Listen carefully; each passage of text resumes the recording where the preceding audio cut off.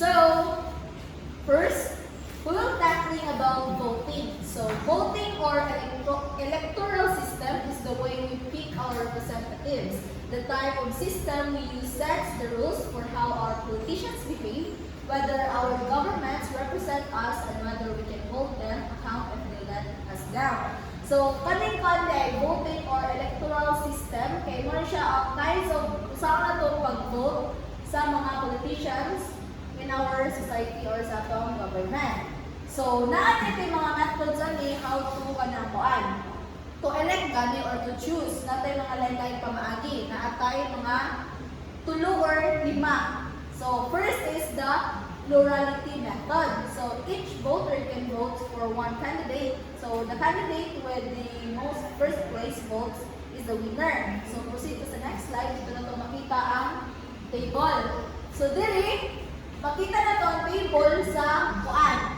Election and the result were as shown in. So, kanina ka ng table nag-represent as a kuan. Election sa school. So, diri, ang voters, makita na ito kanina silang first, second, third, and fourth. Then, diri, makita na ito kanina 7, 5, 4, 2, ano sila ang mga nibutar. Kung i-plus na ito, 7 plus 5 is equals to 12. Plus 4, 16. The plus 2 is 18. So, kanina sila ito yung ang mga kuan, mga voters. Ang wala siya ikuan na eh. Bali, wala siya basihan kung first, second, third, o fourth, kinadaghanan o kinadangyan. Na diri ka lang, muna ang mga tao mga imbutar. Then, kanina si A, S, T, o si F, muna sila ang mga kandidato, mga nidagan. So, karon, so diri sa letter A, did any of the rankings get the majority of the vote? So, karon para ma-identify mo using the plurality method. So, ang pasabot sa plurality methods is kung kinsa kung may kinatasan og vote sa first line, mooy automatic nga daog. So, diri makita na to nga si A, mo siya kinadak-an og vote sa first line which is 7. Maskin pagdaghan nagbalik-balik diri og voter sa M, si P, si S, maskin pag itotal na sila tanan, mas daghan sila nga case. Ang ilang patakaran ng rules kay kung kinsay first line sa libutan o pito ka po mo'y automatic ka. Ano siya ay plurality. Means kung kinsay nasa first line, automatic siya daw maskin pagdaghan libutan sa the rest. So, next slide. So, again.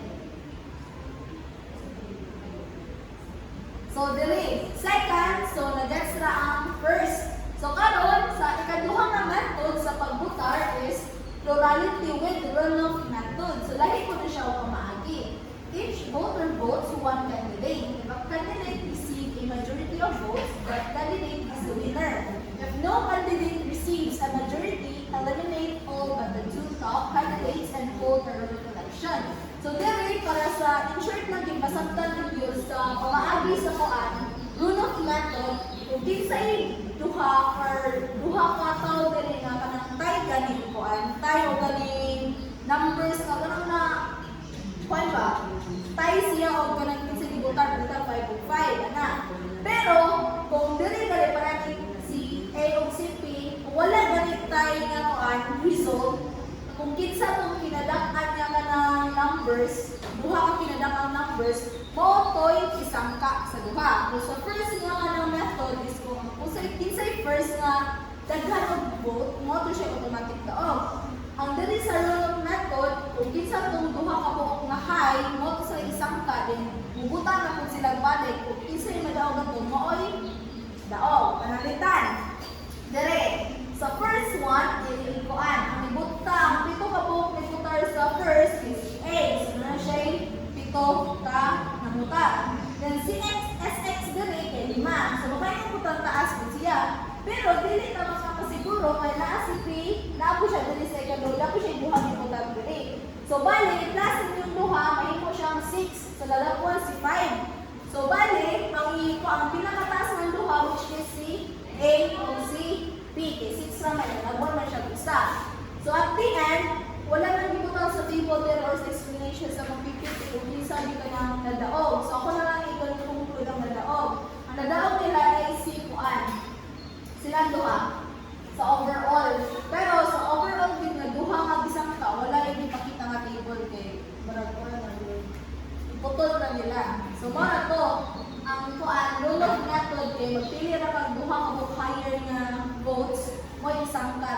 mag-elect na sa moto, kung kisay daw ako ng duha, maura ko'y madaog sa. Balik, kaduha ko siya pag-voter. Mas puti siya pag-sa first. So, next slide. So, third is the word count method. Voters rank candidates from the most least favorable. Each last place vote is awarded no point. Each next to last vote is awarded no point. Each next to the last place vote is awarded 1 point. So each third from the last place vote is awarded 2 points and so on. So dili, so sa first one is kung kinsay highest mo yung automatic daog. Sa second one, kung kinsay duha ka mong highest mo ibangga. Then dili nga part, ang ilang kasihan is ang points. Kung kinsay pinaka kanadaghang points after mag-last na tanan kung asa sila na-rank, mo'y daog. For example, ang namutaran ay kay kaning 7, 5, 18. Kanya mo niya mga points na criteria dihatag. Pero si A, SM3, mo sila nanagan. So sa first, si A, kung ato na siya pitahon kung pila ka points. So, palit ko na ko ay 7 times 3. 21. So wala na may lain yung ano, wala may lain yung butal ng A. Isa pa rin mga 0 na. So si A na siya 21.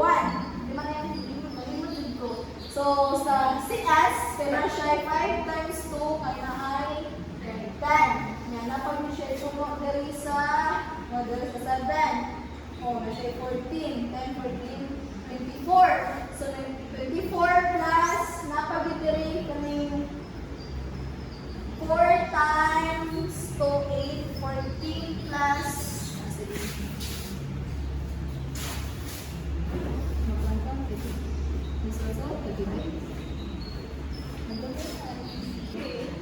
so diri para makuha nila to sa pagkuha sa total winner diri sa kuan word count method. So diri butang ni basta na to si A ang mga kandidato, which is si A, isa pa na si S ug si P, S, si P, and si M.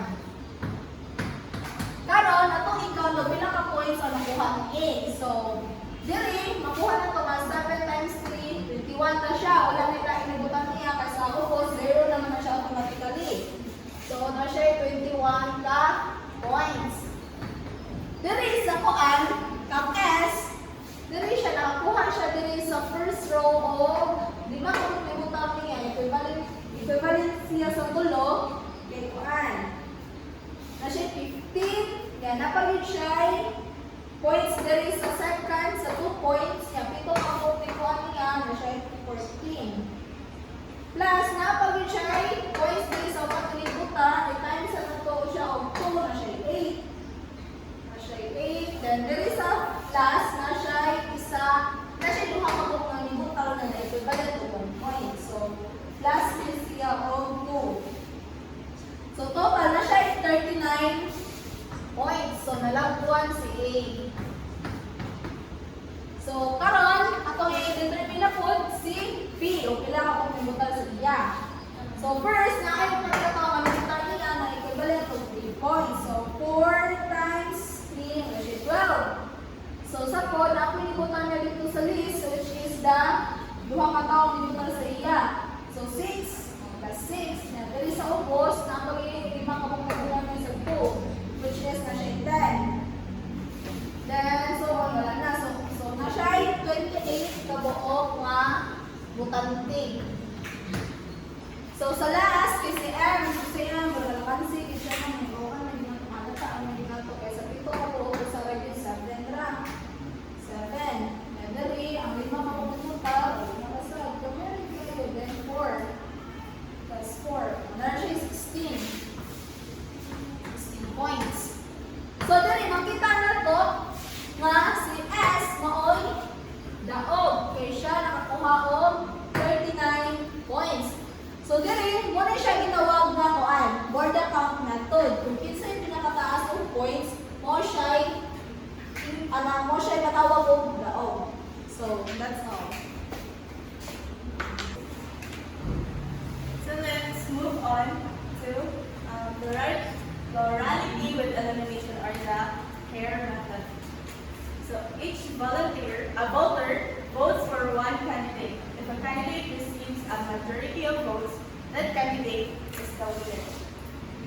If no candidate receives a majority, eliminate the candidate with the fewest votes and hold another election. If there is a tie for fewest vote, eliminate all candidates ties for fewest votes. Repeat this process until the candidate receives a majority.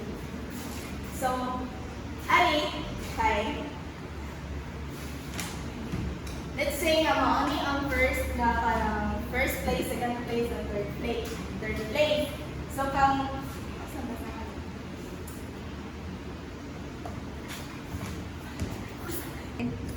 so let's continue. So this first table, this shows the first election voting. So here are the voters 7, 5, 4, and so we have a total of 18 voters.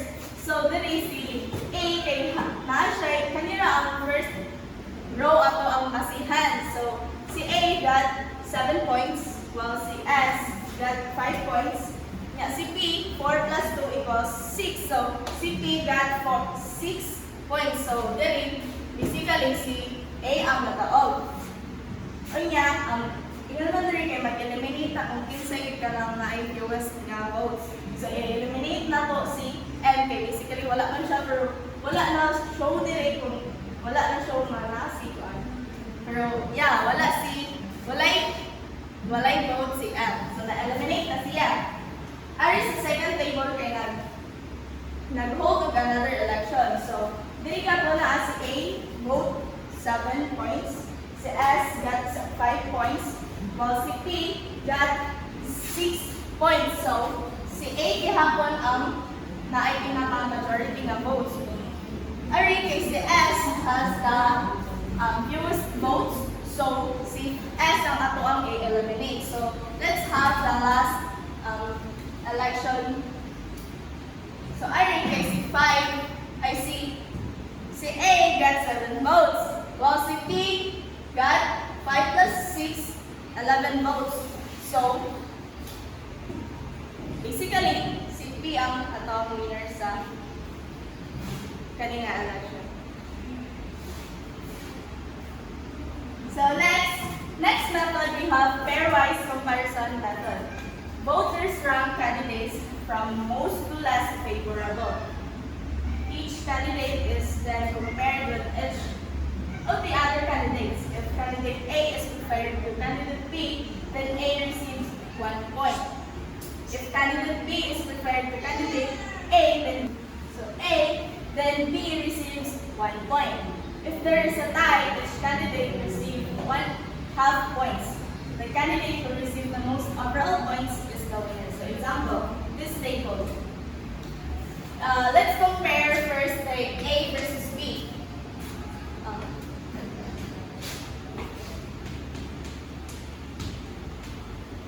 So, ari sa tani A. Si A got 2 points since mas above man siya ni B. Ari, here, we got 4 points full kay mas dako man si or nasa babaw si A ni B. 2 plus 4 equals to 6. So, si A got a total of 6 votes. Well, si B kay 3 points ra. Since diri kay mas labaw man siya ni A. So 3 points ra.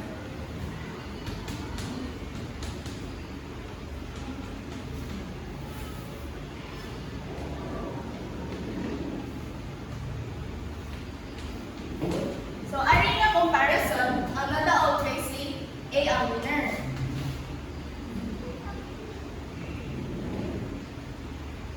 So let's move on to A versus C. A, nalabaw gihapon si A kang C, so A got 2 points. Ari sa column B, since C ang labaw ari sa kang A, so si C ang naay 3 points.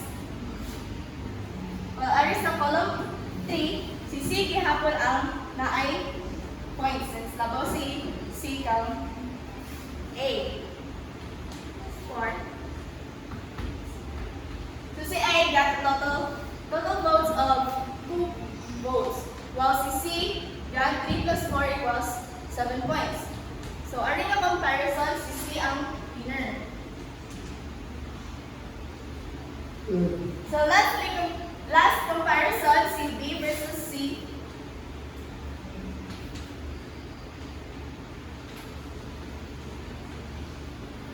Alright, sa first column, na ay 2 points si B since above siya ni C.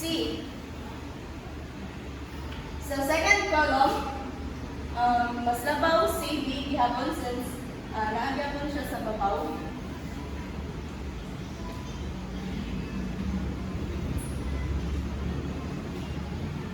Ari sa third column, makita na to nga si C ang naa sa babaw. Nasa kinausan si B, so C got 4 points. So si B has a total of 5 points or votes, while si C got 4 points. So aring na comparison, si B ang winner.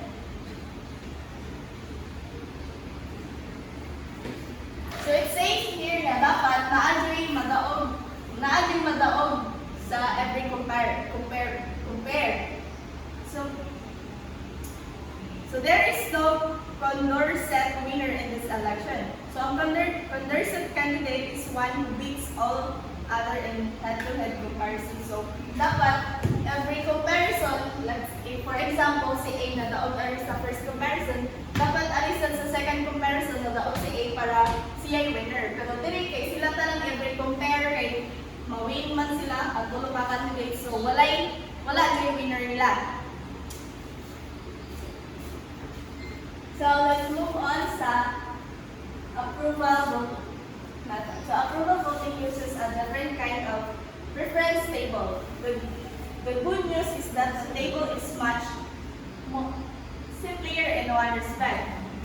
Each voter does not have the rank all the candidates first, second, and third, and so on. Instead, each voter simply approve or disapprove.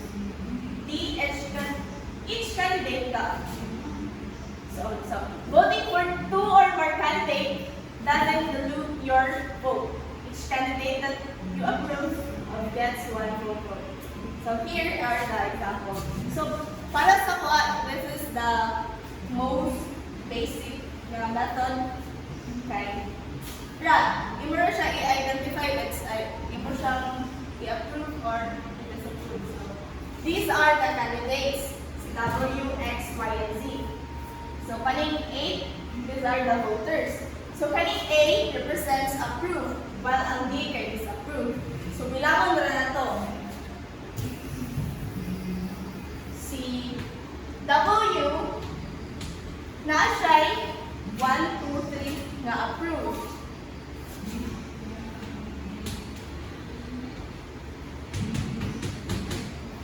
While si X has 1, 2, 3, 4, 5 approved. Y, 1, 2, 3, 4.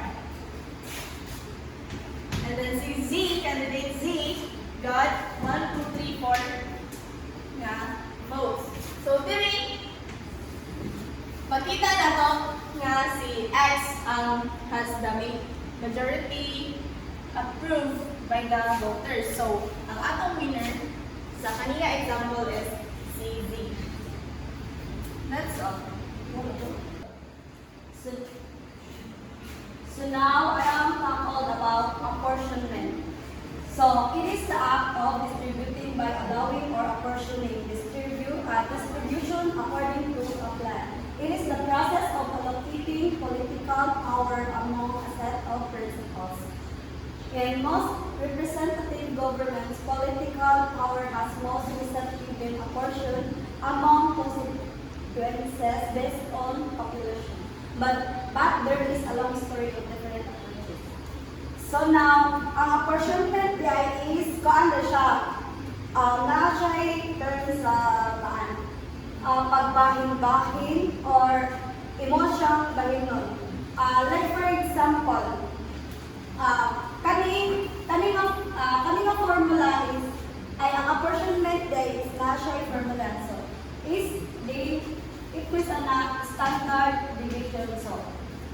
siya is P. Mami siya, P is the total population of the group and then total number to be apportioned. So it means ana, pilitan. Kaning population sa eskwelahan. Kani siya is a maestra. And then ang total number to be apportioned, pilitan. Manghatag o computer. So maestra divide pila ka computer nga ihatag. So I have method here nga sa apportionment. So for example, kaning Hamilton method.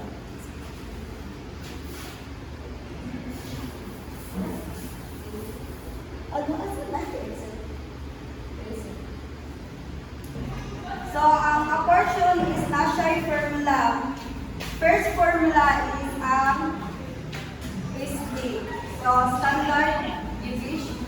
standard divisor, and then this one is the population, and then the allocation. So, pila ang allocate. So, and then, na siya second formula is ang standard quota. So, saan pagkuha ang standard quota? And for example, sa method na mo is naay Hamilton. So, nako example dere. Elementary school plans to assign 40 teachers to teach each of the grade 1 to 6 grades. The number of students in each grade is given in the table below. So, use Hamilton method to assign each grade level the appropriate numbers of teachers. So, ang gipangutanan dire is pila daw ang ma-allocate nga teachers every grade. So, naay grades dire na grade na. Grade 1, grade 2, grade 3, grade 4, grade 5, grade 6. And then enrollment. So, it means ano mga estudyante nag-enroll. Sa grade 1 pa lang na 120. Given ni siya mga student. So, na ay 120. Sa grade 2 na ay 90. So, sa grade 3 na ay 135. Sa grade 4 is na ay 78. Sa grade 5, 200. And then, 77. So, ang total nga enroll ng mga estudyante is 700. So, total niya, 700 ka estudyante. So, ang saon na to pagkuha ang standard deviation ani.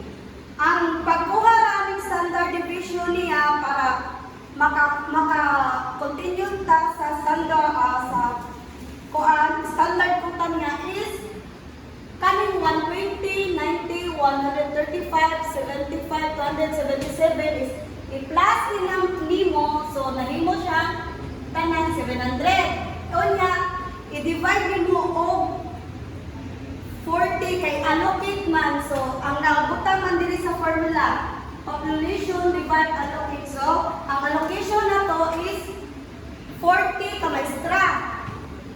So, 700 divide 40. Ang igawas niya, go. Okay. So now, ang ato munang poon is ang history. So standard division.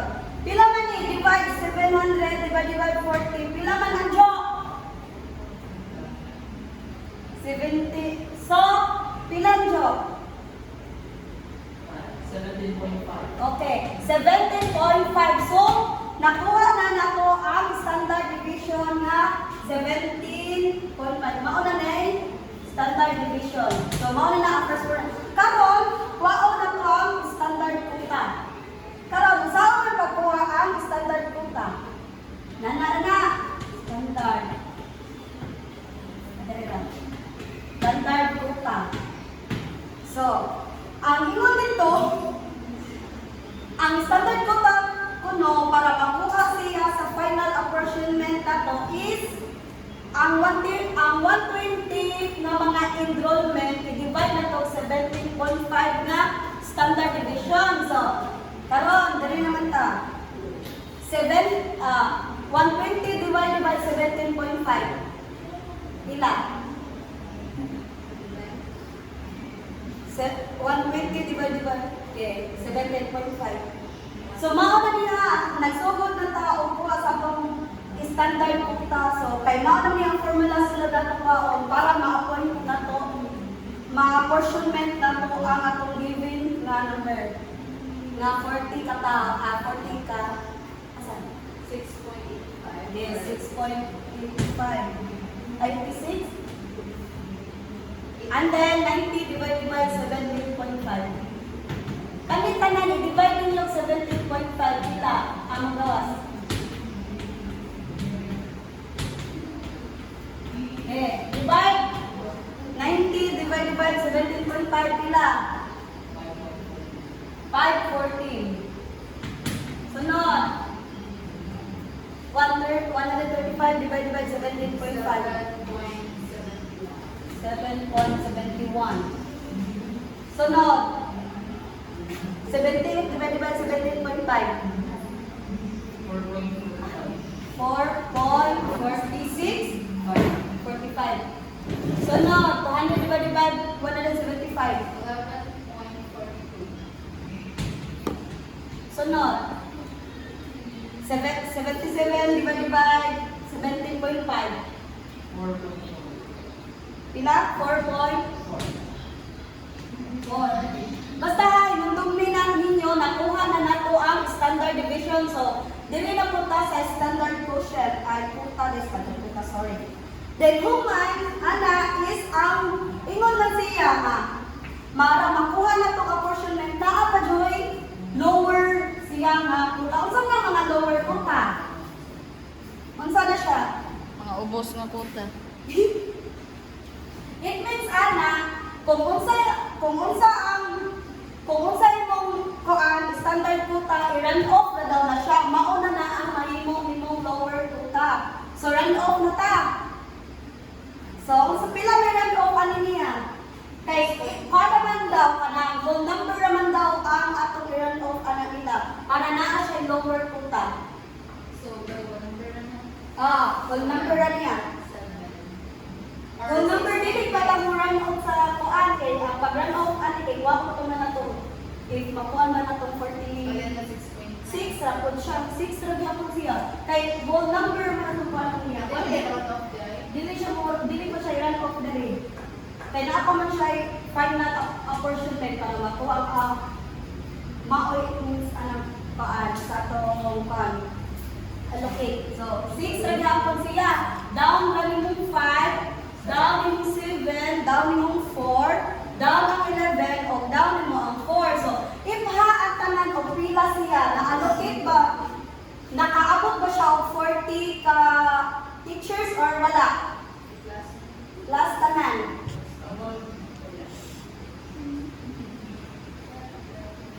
Wala. Pila ba yun yung nakuha? 37. Kuwag tulo. So, kuwag tulo? So kung siya tulo, it means ana, di pa siya apportionment. Wa pa siya nahimo apportionment. Next na itong buhaton is ang final na gyud. Ingon sila, ang final daw ating apportionment is kinsay pinakadako nila. Mao'y kuhaan na itong tagwal. Lasta na to ang lower quota. So asa may pinakadako nila karon sa ilang standard quota? 7.2. O sa asa mo tawag na? Asa tawag na pinakadako? 6.2. Dako. 11.42. 11 na lang siya. Pinakadako din nga run off guys. Sorry.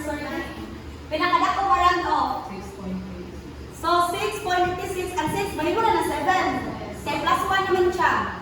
Sunod, asa? 7.74. Okay, 7.71. 8 kani. Then human, kuan, kani 4.46. 5 kani. Sakto? And then down ang uban. Down. So pila pa lang?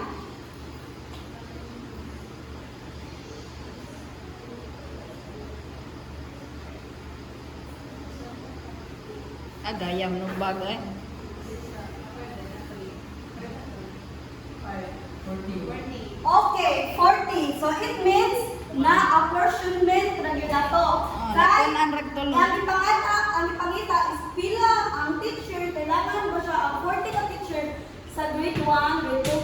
grade 4, grade 5, grade 6, pila ang mabahin.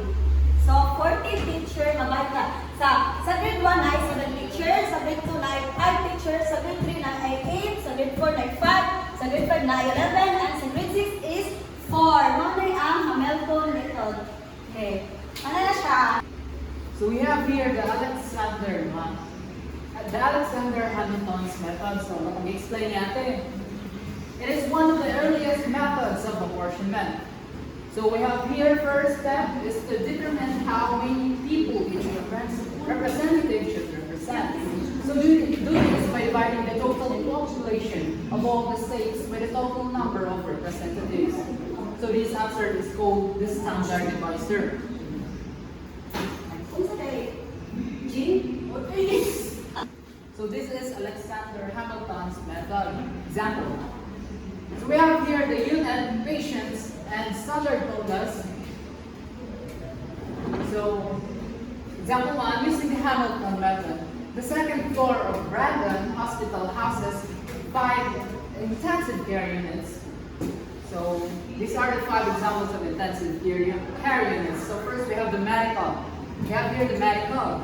Next, surgical for S, cardiac for C, transitional for T, and P for progressive. So we have here the patients of each unit. So 15, 30, 20, 8, 25. So the total of these patients, we have here the 90. So that's our standard divisor. So next, we have 50 recliners to be distributed among the 5 units. Recliners, chairs na siya sa hospital. So, use the Hamilton method to apportionment the 50 recliners on the basis of the number of patients of each unit.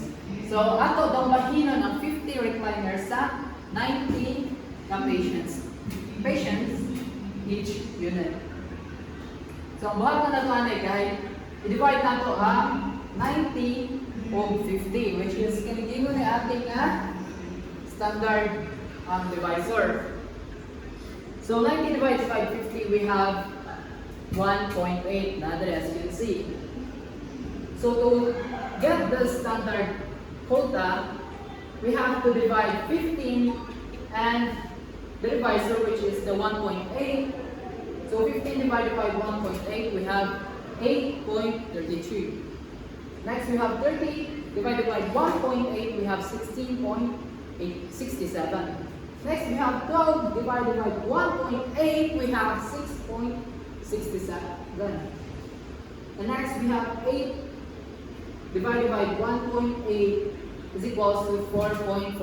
So, sa'yo may natin sa double. So, X na 4.44 na. Ano niyo? Next, we have 25 divided by 1.8, we have the 13. So, ato lang i-round down. So 8, around down nimo, 8.33, or around nimo, we have 8. That.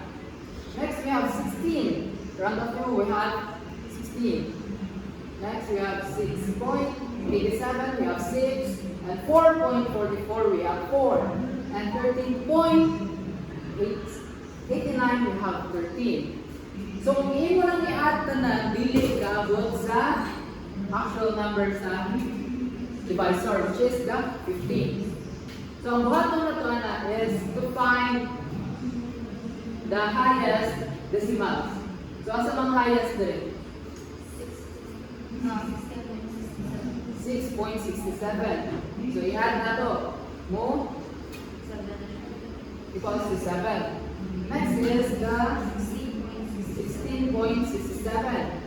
So add na to 1, 16, then it will be around that, then minus 17. Next is the 25, 13.89. So add na to 1 and 13, we have 14. Yeah, kung i-add up na nyo tanan, yung sa mga 50. So nabahin na ang 50 recliners sa 90 ka patients each unit. So mga method niya was done. Next. Those na diretso sa examples. Okay?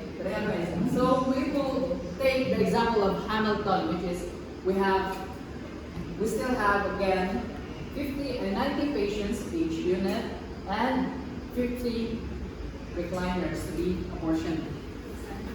So here, same sa Hamilton, imo i-add ang patients, total number of the patients, we have 90. Next is the total number of the recliners. So kung i-equal na mo, divide na nimo sila, we have the 1.8 as the divisor. So again, 15 divided by 1.8, we have 8.33. 30 divided by 1.8, we have 6.67. And 12 divided by 1.8 is equals to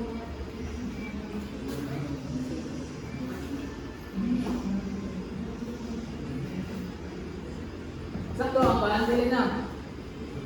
Kuha na ang answer na is 6.66. Supposed to be. So next we have 8 divided by 1.6. Again, we have 4.44. And 25.1 divided by 1.8, we have 13.89. So rounded down, we have 8.33 rounded down 8. Next, we have 6.67 rounded 16. It's supposed to be 16. So rounded by 16. Next, 6.66 rounded by 6. Next, 4.44 rounded by 4. Rounded down by 4. Next, we have 13.89 rounded by 13. So, ang method ni Jefferson kay lahi kang Hamilton. Still, ang rounded down ang nilatanan, ang added ang nilatanan ng addition is 47, which is wala pa kaabot sa total number of the recliners.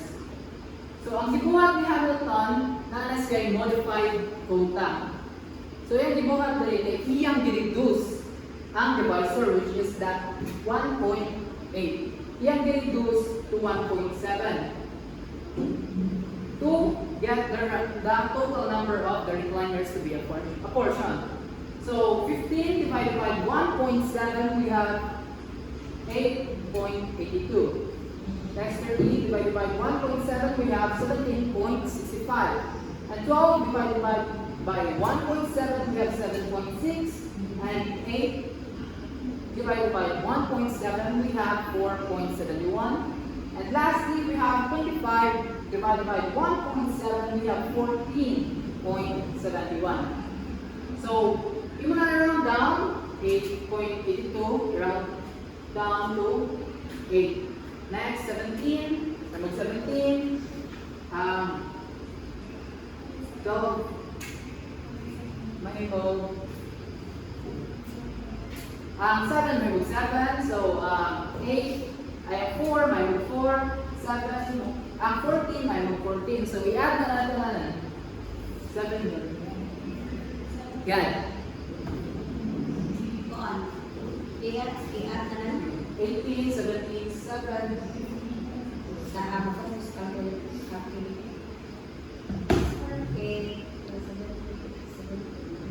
plus 4 plus 14, 50. 50. So, one of those are recliners that are apportioned to each unit, which has the 90 patients. So, mga ang method ni Jefferson, ang nakalahi niya kang Hamilton as Hamilton kay iyang i-adan ang atong may mga dagkong mga points. Iyang i-adan sa atong total amount na. Next, while kang Jefferson, you have kay iyang reduce ang divisor, which is ang 1.8, yan yung 1.7 to get the total numbers of recliners to be apportioned. So our next topic is the Webster's method. Example 3. Using the Webster's method, use the Webster's method to apportion 5 states shown with their respective populations in the 1830 census in the table. So for example, sa New York. So pagkuha sa MQ using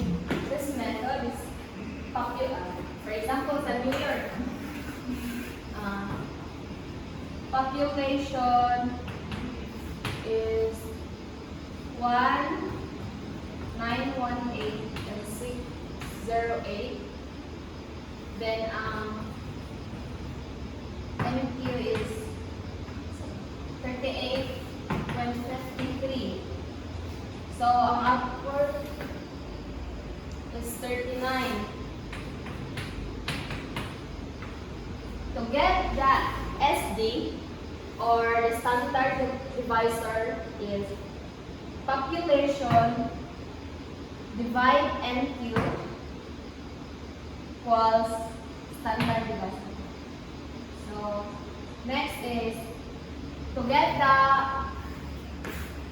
apportionment side, hindi ibalira siya.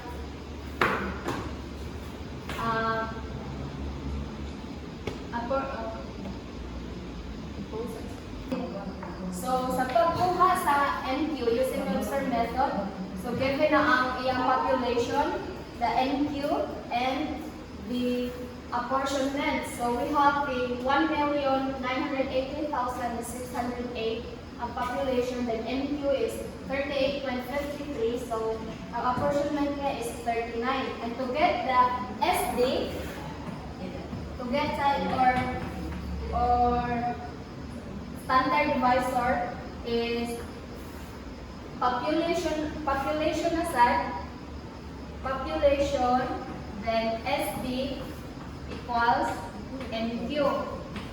So, pila man ang pila ang 1,918,608 divided by 38,153. 60 divide 38.53. Oo. 49,795 point. Okay, so mauni ang SD. If i-divide din mo siya, so ang SD niya is 49,795. So mauni ang SD nakuha siya. Para makuha niyo ang SD, divide din mo kuha. So mauni. So yeah, to get the apportionment, imo ra sad i-round off ang kanang di ba 38,153 man siya. Niya round up man ang 5. So mahimo siyang 39. So mao ni dili. So next.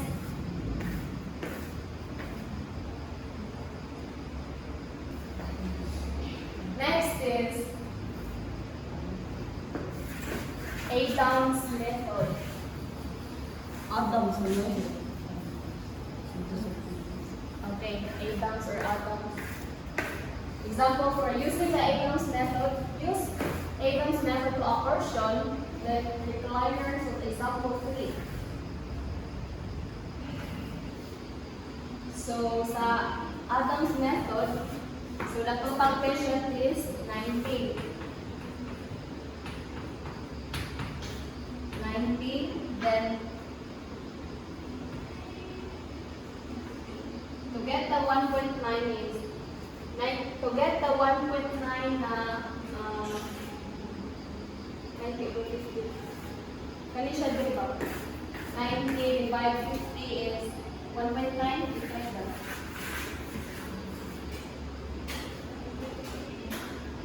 Pila? 1.8.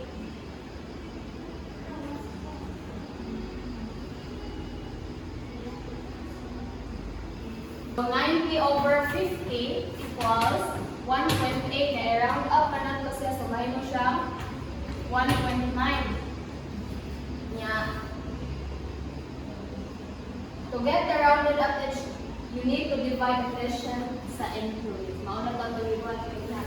Then an example tayo sa medical, naaman tayo 15 na patients. 15 divided 1.9, ang katong 1.9 is money ang atong SD or the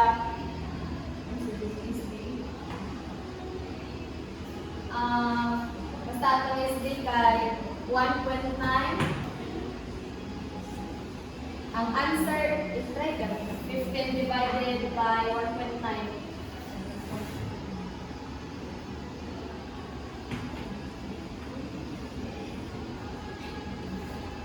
Seven point 89? 7.89. Nga i-round up na ito para makuha ang 8. So, ang formula niya kay mo niya ang formula ani nga method ay patient divide standard divisor. Oo, na sila ang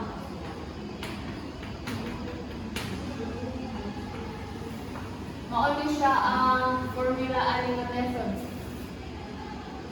Then, next.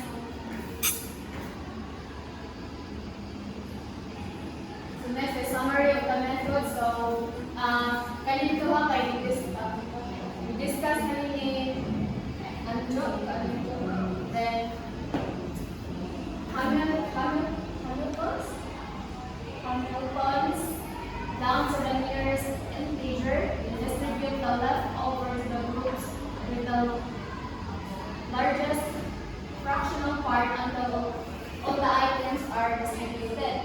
So, Jefferson's book, MD is less than SD. Then down to the nearest integer, a portion to each group is modified lower quota. Then the Webster's, MD is less than greater than or equal to SD. To the nearest integer to siya. Then a portion to each group is modified rounded quota.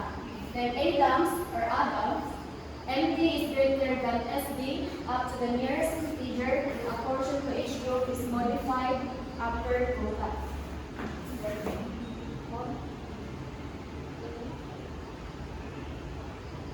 So weighted voting systems. Weighted voting is an electoral system in which not all voters have the same amount of influence over the outcome of the election.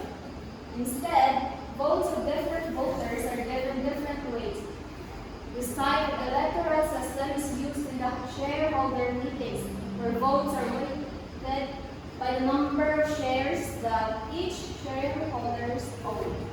So that's all.